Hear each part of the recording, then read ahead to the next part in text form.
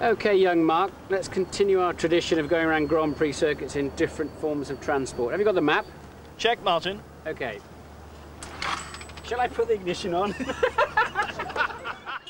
Okay, young Mark, shall we continue our tradition of looking at Grand Prix circuits of the world in different forms of transport? Have you got the map? Check, Martin. Okay, let's go.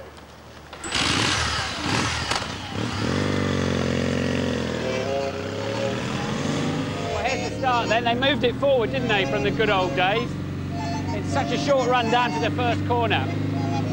This is probably the highest G corner Cops here. It's about 3.8 lateral G. And I remember in my day, you could never see a thing. You used to turn in, the apex was so bumpy, your visibility was gone by the exit. What does G stand for? Grommet or something? Yeah. Here we are now, we're in Cobb.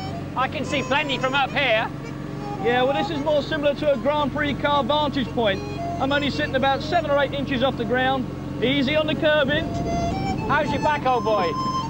Yeah, not too good now, sir. I say, it's quite noisy out here. So then what happens?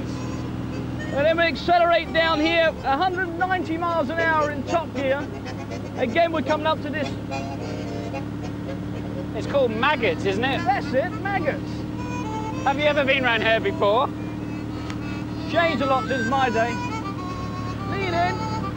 So it's about 190 here still, I believe. They're crazy. 190, then drop it down about 3 gears. Again, loading up to about 3.2 G lateral load. Imagine that, 3 times the weight of your head being pulled off your shoulders. Not to mention your sidecar. I hope it's tied on properly. I've checked the bolts, don't worry, mate.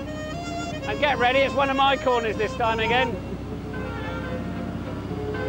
I remember when Grand Prix drivers were real men, you had to change the gears by yourself. If you could get into top gear by this bridge, you were having a cracking lap, old boy. Well, these things have changed now. Of course, the track's now very fast as they may be, but everything's automated for the guy in the cockpit. He doesn't have to worry even about touching his fingers on the paddle. It's all done for him. So it looks terribly wide here. How fast are we going normally in an F1? Well, this is about 190, 195, hard braking, about 3.5 G deacceleration, down 3 gears and chuck it in hard. You're so knowledgeable, Gromit. Thank you. Have you got any cheese sandwiches? I'm just checking for the sarnies. I hope they got pickle in them.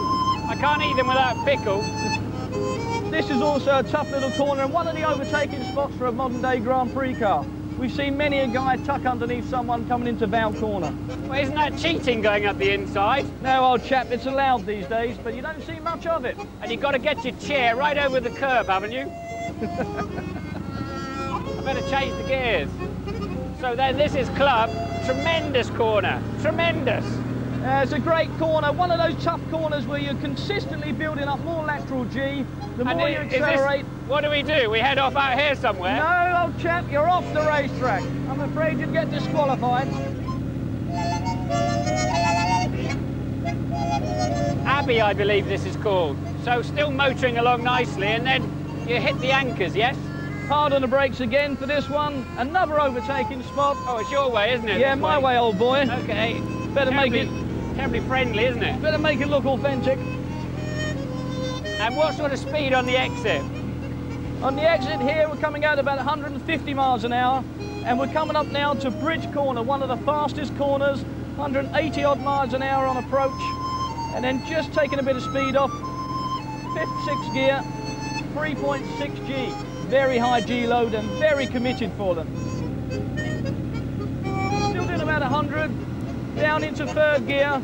Of course, this is that great atmosphere that Silverstone's got. This is going to be completely full up come race day, and it really does give you a buzz when you arrive into this complex. So Priory then into Brooklands. A little bit frustrating, this one, bit of a challenge. Yeah, a little bit technical, very slow corner, very slow speed understeer normally, committing you to the outside, which is completely wrong for the next right-hander. These corners here are only about... I'll just check the map again, actually. Are you cribbing? Are you cribbing in there? Well, I've got a bit of a problem with my scarf. It's about 65 miles an hour, old boy. That's more like it. Yes. Of course, this is Woodcote. Fast exit.